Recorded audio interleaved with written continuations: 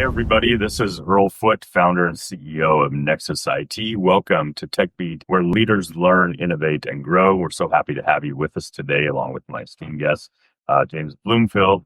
I'm going to get back around to introducing James in a moment here. Just a couple of quick reminders.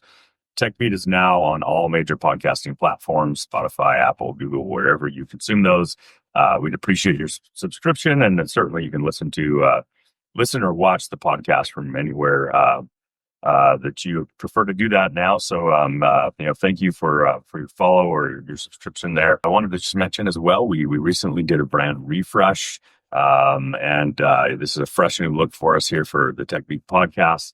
If you haven't seen our brand refresh, go take a look at social media. Some new content out there along with our new logo and all of our new design schema and everything like that. We're pretty excited about that around here at Nexus IT. Again, excited to have James here with me this morning.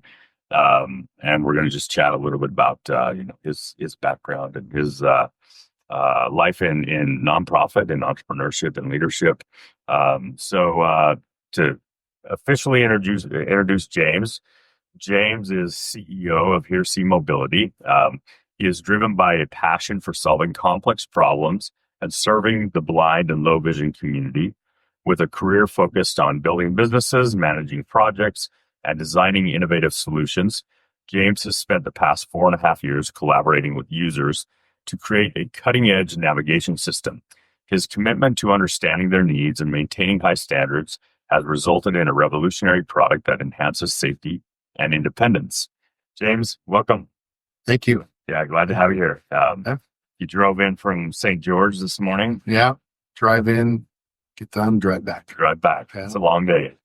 Yeah. Like Worth it. 9 or 10 hours on the road. And exactly what it feels like. Yeah. Well, thank you. We really do appreciate you coming up to shoot this podcast with us today.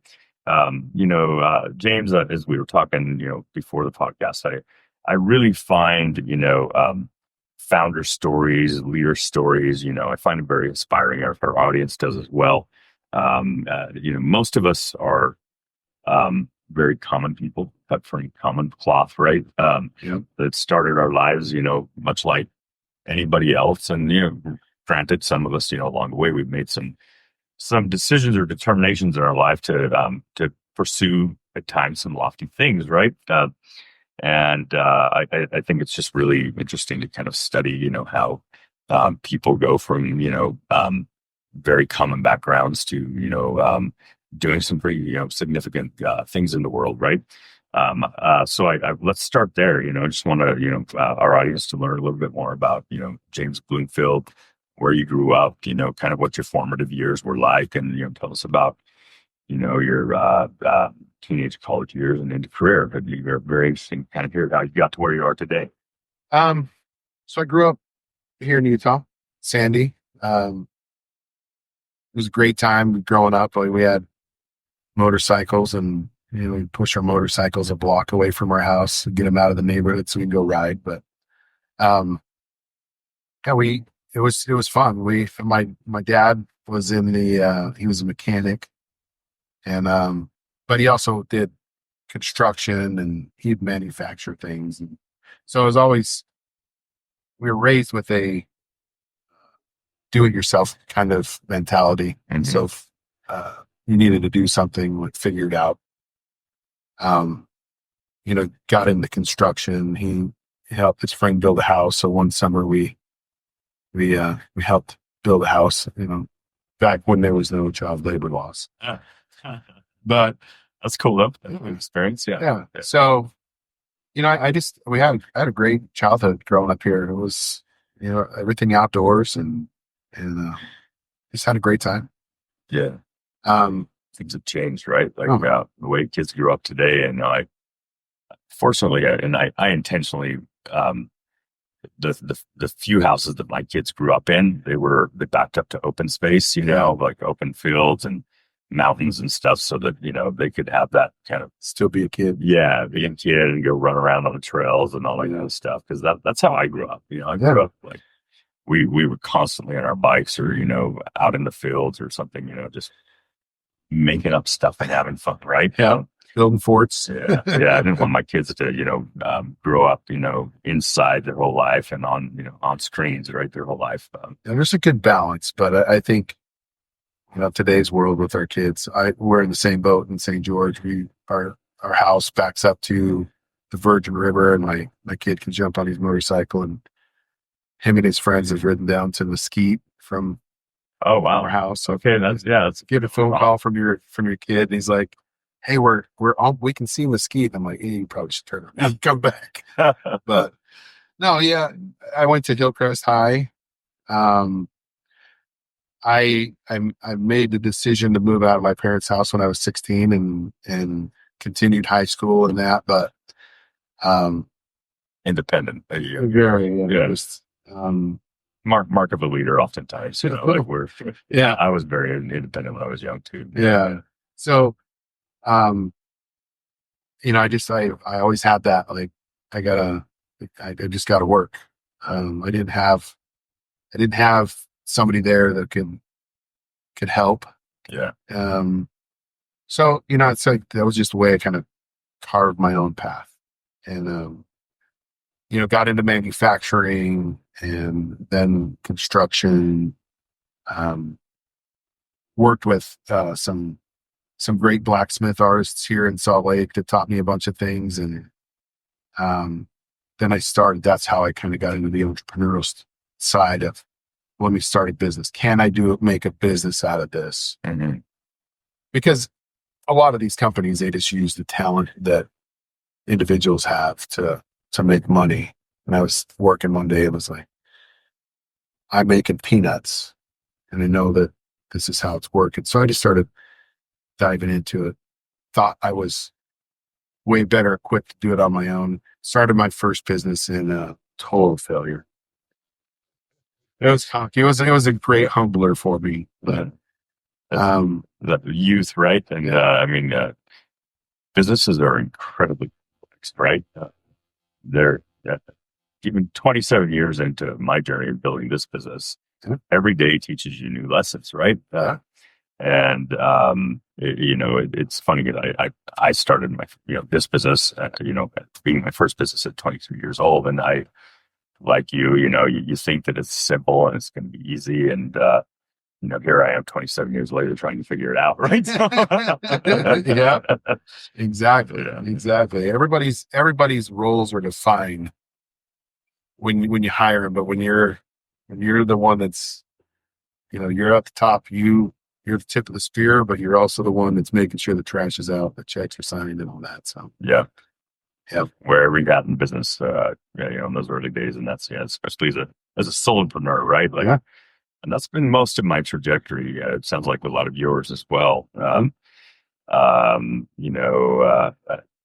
think I look back and the way that most tech startups, especially software tech startups, in the modern world, start with a co-founding team, right, of 4 or 5 individuals. Man, that's a luxury. When you've started businesses as a solopreneur, and like you had to carry the load of the CEO, the CRO, the CFO, right, the COO, the whole thing, right. It's a lot to start with, and I have a lot of respect for people who start as solopreneurs. Yeah. So my wife and I decided to move to Vegas before the Olympics came here, because I watched the trends of businesses after Olympics leave. Mm-hmm. How it's like a huge buildup and then just goes back to normal. Yeah. So we moved to Vegas, and I set up a business there, and that was a great time. I did a lot of high-end casino work, a lot of like main focus casino floor work, cages, high limit, like blackjack and baccarat, like those kinds of things. And then, but I got an entrepreneur. My friend was the mayor of North Las Vegas, and he gave me a lot of really good, solid advice that stuck.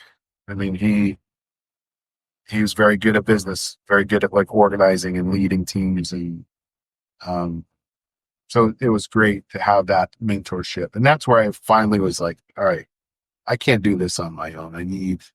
I need to humble myself enough to listen to good mentors. So it was great. We ran that business for 13 years and sold it. Very nice. My wife wanted to go and finish her schooling, so we moved to Texas for her to do that. And I consulted for a year, and then um, bought into a company there and just did the same thing. Just took a company that didn't have a lot of good systems and processes, and helped them figure out how to streamline things, and it was great. We took a business that was really struggling, and then changed the way we estimated, ran projects, ordered materials, like things like that. But I brought in two of my friends that did. One was a sales guy, but the other he's still with me today. He's a professor at UTD and a two-star general. And he's the one when I had these crazy ideas, he was always the guy at the other end of my kite string, holding me down to the real world. So, Yeah. yeah. Yeah, you mentioned something there, James, that I think is a really important learning. And I see a lot of, a lot of business founders, a lot of business owners, they cap the growth of the business by capping their own growth, right? Mm-hmm.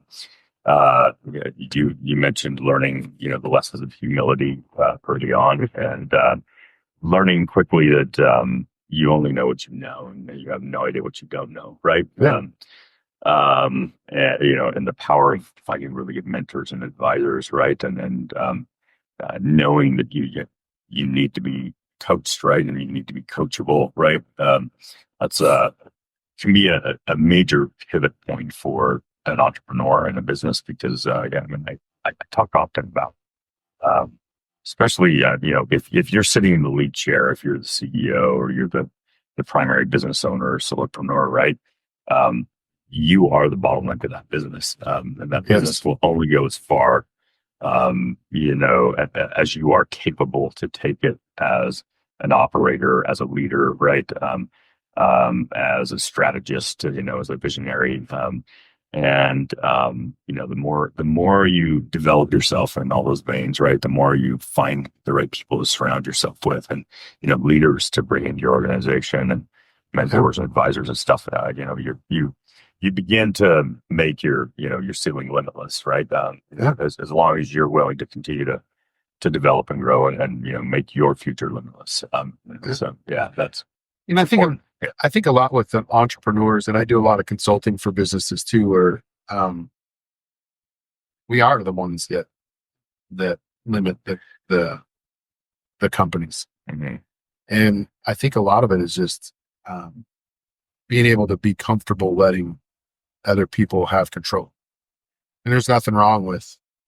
I'm more of an operations guy. That's where I shine. But understanding all of the financial side, teaching people that operations and finance, if those aren't in line, you're just fighting battles all day long, and they're internal battles that don't need to happen. Yeah. And as I do know a lot about the finance side, I'm not the right guy to do it, because I will totally mess it up, but it's just knowing your lane. So, and then once you know your lane, just mentoring and teaching the people under you. And there's nothing wrong with having people. I mean, you see it in every organization. There's those that are climbing the ladder, and they'll step over people. But if you understand your business and you understand the culture, and you create that culture, those people kind of weed themselves out, but you're building people that if you're gone, that everything's going to run the way that it needs to. Yeah. You don't need to be there every single day looking over what's going on. You build good, solid teams that are passionate about what you're passionate about. And it makes a world of difference. That is, there's so much sage advice right there, just in getting the right people on the bus, and the right, you call it the right cheeks in the right seat, right? Yeah. And then of course you as, a leader, whether, it's you're in the top chair or you're in another, leadership chair, delegating and trusting, right? And empowering people to do their job, letting go of control, right? You got to let go of the reins. I mean, today's organizations are not top down, they're bottom up, right? And if you're going to build a thriving organization, that's how you have to think about the organization, about people at the front lines being empowered to be able to do their job, being able to make decisions on the fly with, frontline intel and getting stuff done without having to have, tons of bureaucracy and red tape and running things up the chain and back down the chain and across silos in an organization. Like, all of that just, gets complex, right? Yeah. These are really important kind of, lessons that, especially, earlier stage entrepreneurs, need to learn. These are all lessons I've learned the hard way. Like, Oh, trust me, I learned them the hard way as well. It's the school of hard knocks. When we moved from Texas to Hawaii, yeah, and I consulted for a company there, and was offered the COO position, and I turned it down, and the owner was asked why, and I just was like, the culture's wrong. Mhm. I wouldn't work well with the culture. I'd be a bigger distraction than a help. Yeah. But I was like, but you need to get a hold of, you need to solve some things, and here's the things you need to focus on. Maybe a month later, he called me and he's like, those distractions are gone. Yeah. Do you want the job? And I was like, yeah, no, I'll do it with you. And but again, I was going back to, like, you guys have done the same thing over and over and over, but you're not bringing the money that you think you are. You have to change things. And they were so afraid of change. So it was like going into the analytics and going, okay, let's track every single job that's going through and look at everything that's spent, look at how it was bid, look at how everything, and then also teaching the project managers, understand the contracts, understand these are the rules of the game. Contracts are just the rules of the game that we all agree to. And within 6 months, we were able to go and say, what you think you're supposed to make this is the reality. And it changed a lot of the way that they did things. Yeah. So, but it was pretty good. I was operations for 5 of the companies over there. So when I ended up moving over here, I was done with the construction. It was really, How long were you in Hawaii? we were there for 5 years, and the last job I did was we did the COVID testing centers in all the airports in Hawaii, and talking about the bureaucracy, we had liquidated damages on the contract, and there's the architect making changes after contract signed, and not a clear path, and you have all these officials on the phone calls, and I just said, if everybody wants to sign up to take part of this liquidated damages, we can keep talking about this all day long, but if not, then we got to move because we're running out of time. And there were some angry phone calls to the owner of the company, but it opened up the eyes of people. Like, if we don't get going, we're never going to hit the mark. Yeah. So, I think there's a point there that's really worth kind of, exploring a little deeper. James, you talked about change, right? Mm-hmm. And this is one of the biggest hurdles, again, that we as leaders, as organizations, as founders run into, our own willingness to change, right? And the willingness of our people to change, human dynamics, within an organization are very complex. We as human beings, as psychological archetypes, we generally resist change. It's a survival. We don't want to see alone. Yeah. And people get very married to the way that things are done, right? And, if you've been doing something the same way for 3 years or 20 years, right? And it's like, well, that's the way we do it. but is it the right? Mm-hmm. It is the right way. Maybe 5 years ago, maybe it was the right way, right? But is it the right way today, right? And so I know that's one of the things that we've continually had to learn as an organization. It's why one of our core values is a growth mindset. Because especially in it evolves so fast, right? And you have to remain extremely nimble to be able to adapt to a shifting marketplace and how technology is changing the landscape of business, constantly every 12 to 18 months. You think about, with, now Gen AI, and all that, and how quickly things are changing. And if you can't build an organization where people become not only comfortable with change, but they actually look forward to innovating and doing things differently all the time, right? Rethinking and evolving as people, as an organization, as processes, as systems, as teams, right? Even team structures. You got to have those. Like you do something for 18 or 24 months, and it works for a while, and it works great, and then you got to morph and make some changes, because dynamics have changed within your business or with people or with your clients' needs or the market, right? So it's being humble.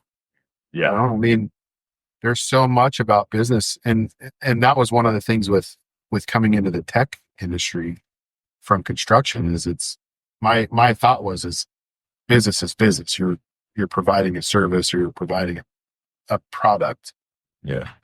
Right. But oh man, how little did I know what I was getting myself into. It's like going from for profit in the construction industry to a nonprofit in the tech industry, which nonprofit in the tech industry, like we're such a unicorn. We're doing things totally backwards. Everybody's like, why would you do that? Yeah. Let's talk about that. How'd you make that jump, from construction to nonprofit, tech? So when I moved back over here, one of the original founders, they were working on, two of the founders were working on using the same type of tech for another industry. And one of them was in China at a train station, and it was 3 levels. I think it was 6 trains. Anyway, trying to find your way to the right train in another country where no one speaks the language, and Mandarin is not the easiest language to read. So holding up, it's not like you can hold it up in Boston, you can line everything up. It's pretty tough. Yeah. So the thought is could this work indoor? It was like, yeah, it totally can. Okay. How do we support the user, and what type of hardware do you need? Because there's hardware that would have to be involved. So as we really narrowed it down, it was like, this would work extremely well for the blind community. So we did. That's where I came in with just doing the proof of product, using my manufacturing and my experience in that business. We did a proof of product, our own, took it to the blind community here in Salt Lake, and asked them, here's what we're doing. Is this something that would be a vibe? Would this add value to you? We asked 3. 2 of the 3 were like, yes. The third one was like, this is a horrible idea. But we asked why, and his was like, well, you're going to add tech or add hardware that's going to like take over, and you're going to say that you're going to have to use this. So it was valuable. I mean, I was grateful that there was that one no, because we learned a ton. Feedback's always good. Yeah. So we did a proof of concept, external proof of concept, and took it back to him. It worked better than we thought, but all the tech was on the outside. All the hardware was on the outside of the cane. And they just said, this is great, but it sucks. Because they would never use it because everything's on the outside. So they were the ones that have been, from the very beginning of what we've done, has been, this is what it needs to do. So all the tech needs to fit inside the cane. It can't mess with the weight and balance, all that stuff. So, yeah. Okay, well, tell us then, what is tell us about Here's Mobility. What's the product, and yeah, I mean, just tell us a little bit about what you're up to with the nonprofit. So we are, we've developed a indoor navigation system, indoor outdoor, for the blind and low vision. It's a kind of a three-step product. So we have a smart cane that's involved with it. We have a mobile app and we have a web app. So an organization would buy the system. Mm-hmm. The web app maps out, like they load up their floor plan, they do everything, get map destinations within that floor plan. Once that's done, we put RFID tags at each one of those destinations. The serial number, it lines up with the descriptions that are in the web app. As a user walks into a building with the cane and the app open, it'll read a tag and it'll pull up all the destinations within that space. Mm-hmm. So if they wanted to go to your office, they could go from the front door, navigate to Earl's office, and it would get them exactly to the door. Okay. Yeah. No prompts? Wow, yeah. No prompts. No prompts. All right. Yeah. So 2 steps and then a left and then. Well, it's done in feet. I mean, we talked a lot about how do we calibrate it, but Yeah. We were doing degrees like that. I mean, if I would have done everything that I thought, calculate everybody's stride, right? I mean, exactly. Yeah, if I would have done everything that would work, we would have probably. Yeah, but just listening to the blind community and just really understanding what the need is. It was simple directions. They learn cane travel based on time and space. So it takes this much time to go this many feet. Mm-hmm. So they learn a lot.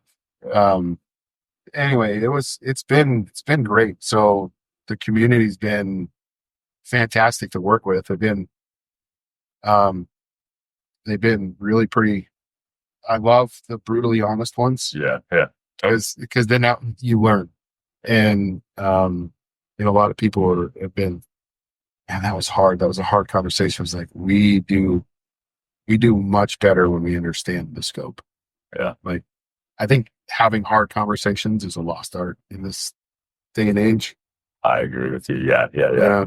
Nothing better than just getting raw, real information. But yeah, it's been great. So we've mapped at Utah Arts Academy. When you're in St. George, let me know. We'll go over and look at it. The school's amazing. They do a lot of visual art, but they also do music and theater.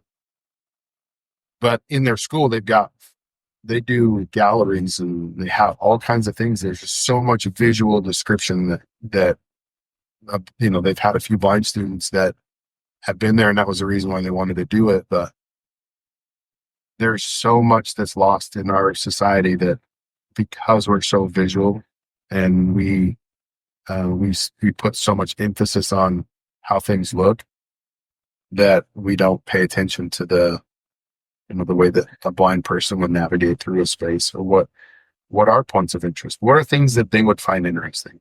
Yeah. So interesting. So I think there's another really important business principle for us to dig a little deeper here on, James, and that is so often as founders or entrepreneurs, we think that we understand the client's problem and we think we understand the right solution, right? And we devise, products or services around those hypotheses we have, and we go to market, and so often things just fall flat, right? Mm-hmm. This skill of getting really good at listening to your market, right? Getting really good at taking constructive feedback, right? And not viewing that as something negative, viewing it as absolutely positive, it is to an extent a lost art, and it is what cripples a lot of startups, right? Not really engaging with their community, their consumer, really understanding, how to craft a product or service that, absolutely solves their pain point or provides a need or gives some solution that people don't want to live without, right? And that's what drives the buying behavior, of course. So it sounds like, yeah, here, see, you guys have understood that principle. You've been very, good at engaging with your community and getting, raw feedback from them. So, the tell me a little bit about, a lot of questions just about the product and everything, but the end user, they buy their own cane then, or is the cane provided at the facility? So that's, our whole goal of the whole purpose of us doing it as a nonprofit is we don't want the blind community to have to pay for. You're not paying for the app, and we don't want them to pay for the cane. Yeah. A facility manager doing it as a nonprofit, we can keep our costs. We'll just keep our costs low. Yeah. Right. Pay for the system, and the system comes with canes. And actually, when I went and met with the ADA, that was one of the things is we don't want individuals to go buy a cane, especially right now. But like, let's say we talked a lot about transportation and education. We've been in talks with Utah Tech and University of Utah and a couple other universities about putting the system in. But they would come with, like, let's say 10 canes, the system, and the school or the airport could do whatever they want with them, right? They can donate some to the community, but it makes more sense for them to keep it and just let people use it as they're using the facility. Mm-hmm. As this gets implemented, our goals is as this gets implemented everywhere, and we're talking with St. George, city of St. George, about being the first municipality to do it. So as it rolls out and it becomes more open in other places, then people can go and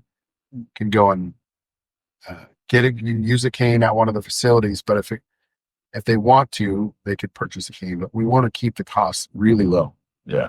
Especially for the end user, Mm-hmm. It's like we want there to be make sense for a facility to go, all right, we want to be more open and accommodating to the blind community. Like I tell people all the time, they'll say, well, there's Braille in an office. Like their ADA requires Braille. And I was like, it's one of those, unfollowed rules that everybody just thinks is okay. Yeah. But like most offices don't have Braille. Yeah. Only 10% of the blind community read Braille. Really? Wow. And it only tells you where you're at.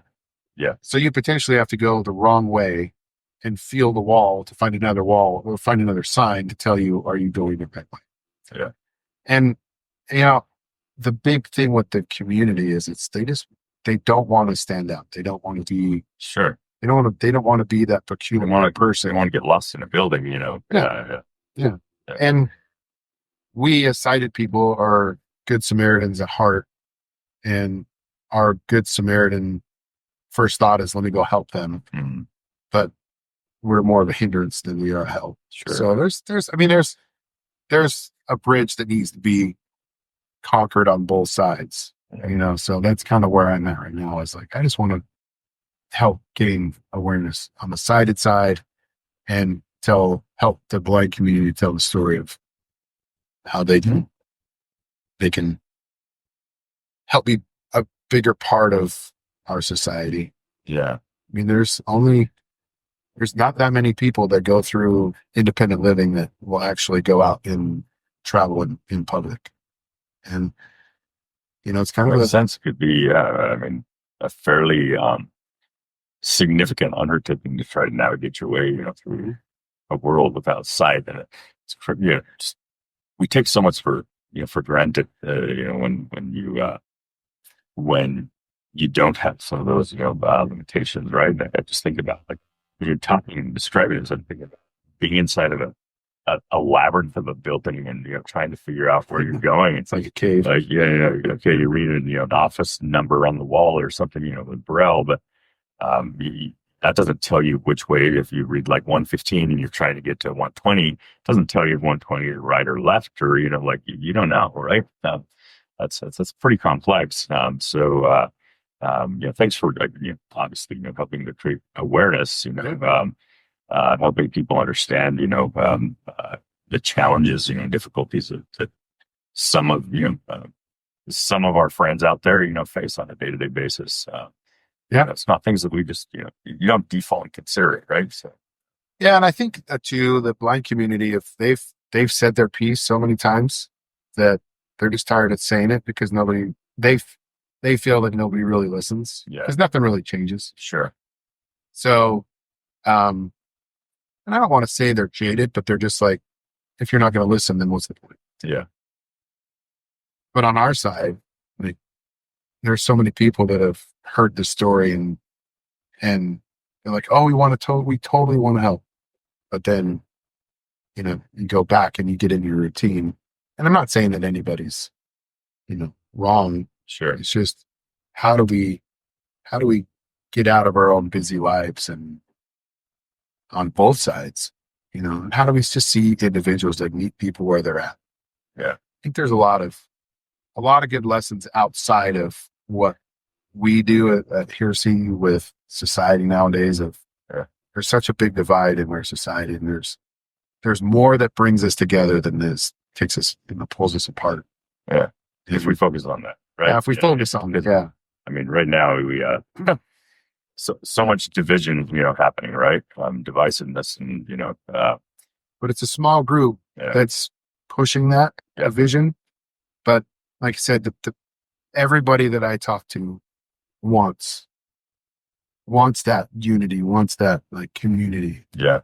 It's a very small group that divides us. So yeah. I think us as individuals can do a much better job of just seeing people for who they are.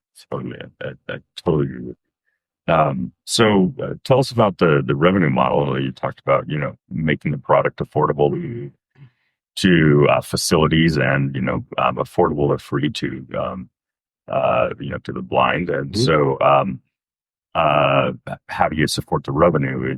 Are there grants or there, donations, or is it strictly off of, providing the product to facilities? So there are grants. I don't like a lot of the grants because I think about the reason why I hate nonprofits is because you look at their reporting and their administrative high. Yeah. So the first thought is they're getting all this money and they're paying themselves a ton of money and their administrative costs are high.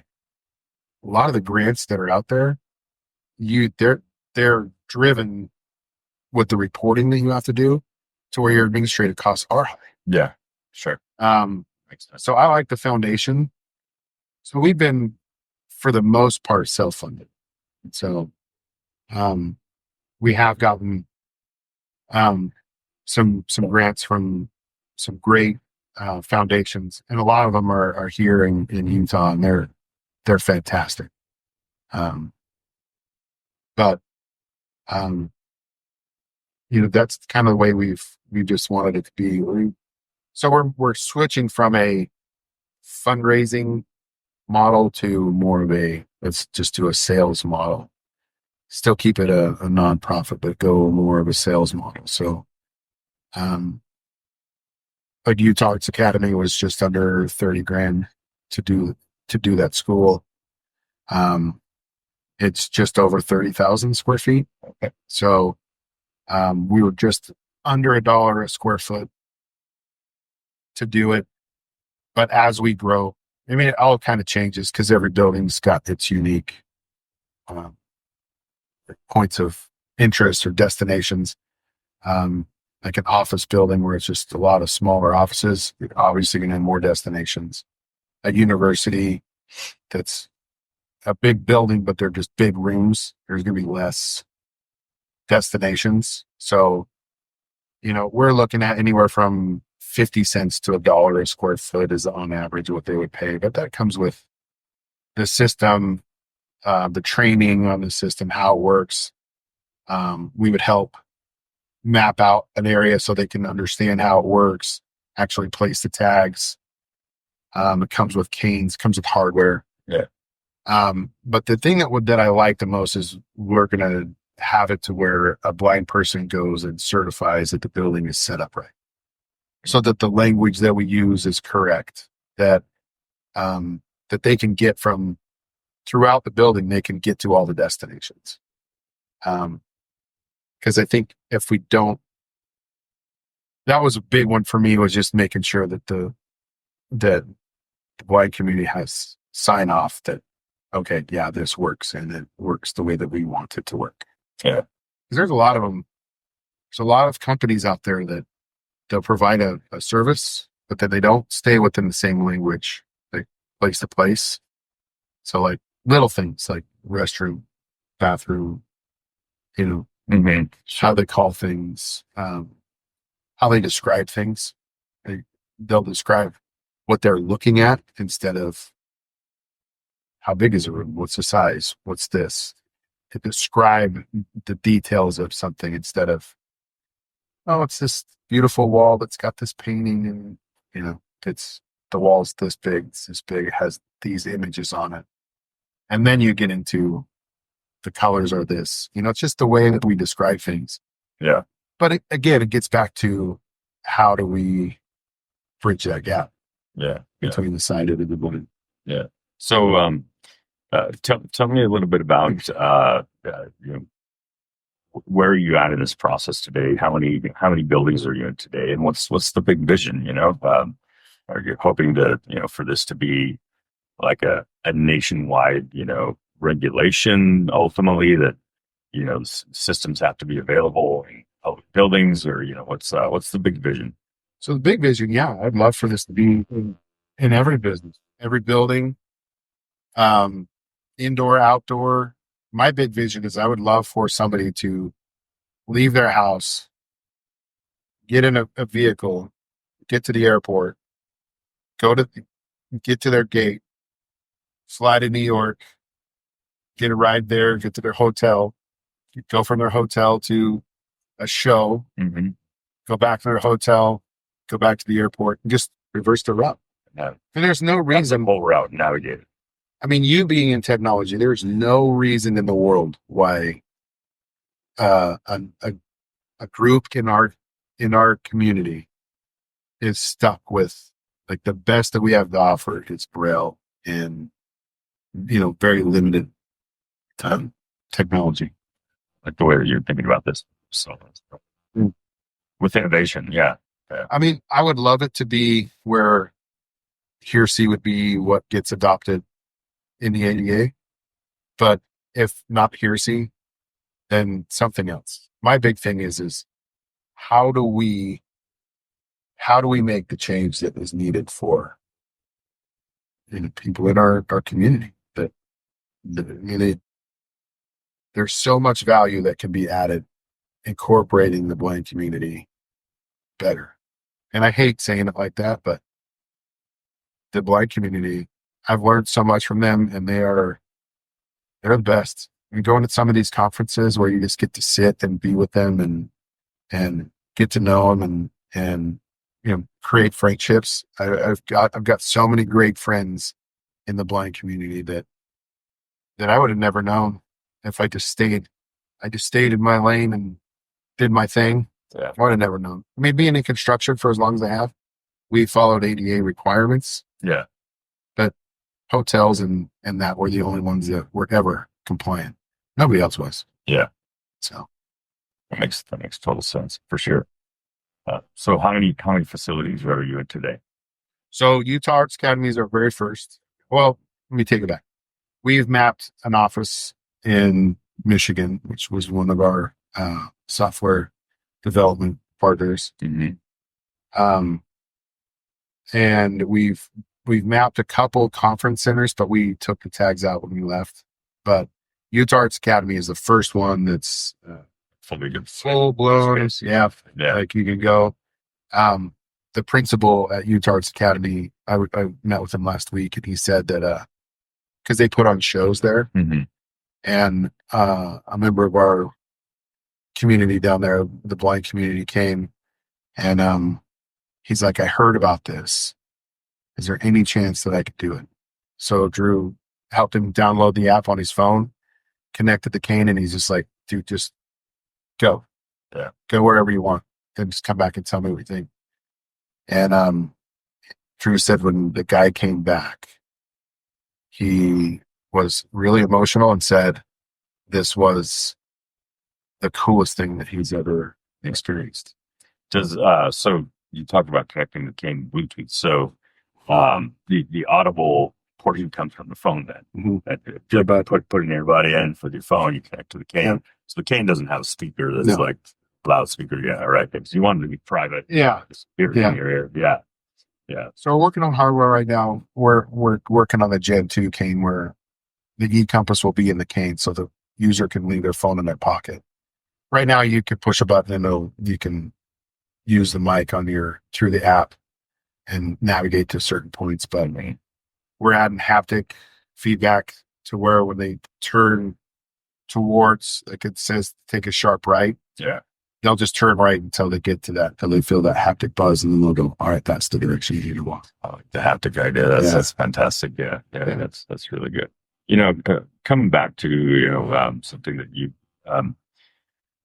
were talking about there, James, about just your connection with this community and the kind of the quality. That I think one of the things I've definitely learned in life is that as human beings, when we face uncommon challenges, it usually creates people with significantly more depth, right? Yes, absolutely. And oftentimes, people who develop additional senses and capabilities, that common population doesn't, right? They figure out other ways to navigate, and do things in life, when you don't have, the common capabilities that everybody else might have, or the general populace has, right? And I think the depth is really the important thing. And that's actually, as founders, we sign up for challenging ourselves pretty much every single day, right? We strive in the team. Yep. We sign up for knowing that's gonna, we're gonna face battles on constant occasion. And granted, some people that doesn't necessarily change in a positive way. But I think the majority, at least that I know, that I associate with, over time, it develops significant depth of character of a human being, deeper empathy, deeper ability to be able to connect with others, because you gain just a deeper appreciation of humanity and what it takes to navigate life, right? Absolutely. Yeah. I think a lot of times and I think I really don't like the word disability. Yeah. I don't. Yeah. I've tried not to use it today. Well, no, I mean, it's the common, it's the word that we use, right? But I look at some of the people that I've talked to, just how naive we are. People go, well, how does a blind person use a phone? And I kind of cringe when people say it, because it's like, they're way better at technology than we are. Like, just the fact that they can take in so much information so fast and be able to recall it. Like we get handicapped by it a lot. So that whole disability thing, I don't like that.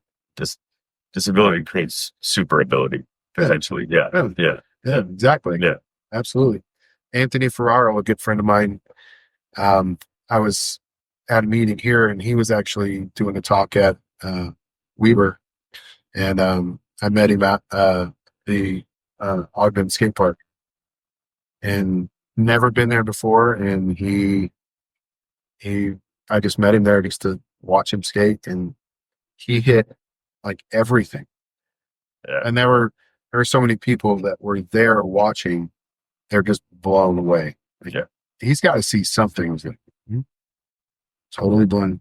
But that is, for us, it's like almost incomprehensible, right? Yeah, but But those are the people that we want to highlight. So that here's people that are confident in we don't want it to be the focus on the the emotional side and make people feel sorry. Yeah. Like I want to focus on the highlights, the people that are out there doing things that are The pushing things that we themselves. can learn from that too, like learning how to thrive despite challenges, right? Mhm. I think those of us of the general populace that don't have some of the physical challenges that exist out there, um, we take so much for granted, right? And then we so often are what do I want to say? We allow life to kind of run over us, and we're just kind of we feel disempowered, and it's so inspiring to Showing see up and get in people. line. Yeah, yeah. It's just inspiring to see people who decide to take an empowering perspective and mindset and approach to what life presents to them, and again, develop super ability because of it, right? That's pretty cool. Well, we're rounded out on the hour here, James, as we finalize, maybe just final words of wisdom, for the audience. What are the greatest, what is the greatest lesson of your career, leadership, entrepreneurship, what it might be, whatever it might be. I think for me, it's just what I've learned the most is everyone adds value. Everyone has something to add. Yeah. It's our jobs as leaders to be able to flush those out and build them and help. Um, uh, there's there are those challenges. I mentor people and I tell them all the time, don't get in a comfort zone. There's no growth in it. I mean, if you get in a comfort zone, that's all your life's going to be. Mm-hmm. So I just, entrepreneurs, just push yourself. There's always, go for the big, swing big. Yeah. Go for it. Yeah. Yeah. I really like that point of um, having the ability to really see what are people's super strengths, right, and then using those as a leader, helping them empower and develop those so that the organization can be a better organization, right? Yeah. Overall, because of that, that's the mark of a really great leader, right? I think about that and I'm like, well, I sometimes I do that and sometimes I don't, right? Well, we miss it, Mark. We're human, but Yeah. if we keep our eye on seeing the individuals and building them, even if they become our competition, right? Everybody's got strengths. If you treat people the way that they want to be treated, the way that you like to be treated, then you're gonna have more allies out there than you will enemies. Yeah, that's important. Business. It's easy to forget that this is a human effort, right? And where everybody that you surround yourself with in business is human, and it's it's not just numbers. It's not about processes and systems. I mean, the dollar. Yeah, if you put the dollar in front of the value of somebody, then your value is in the dollar, not the person. It's always been core to our DNA here. People first, client first.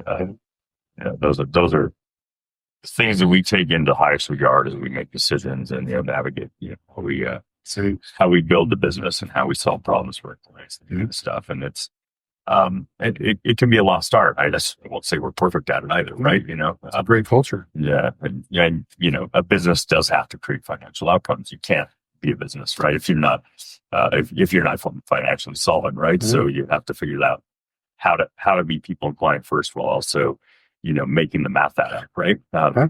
Which it's one of the interesting kind of science projects and problems to solve in business. But if you put high expectations out there, but you're in there, they could see that you're in there, roll up your sleeves and work with them. Yeah, it's amazing what people will pull off when they know that you got their back.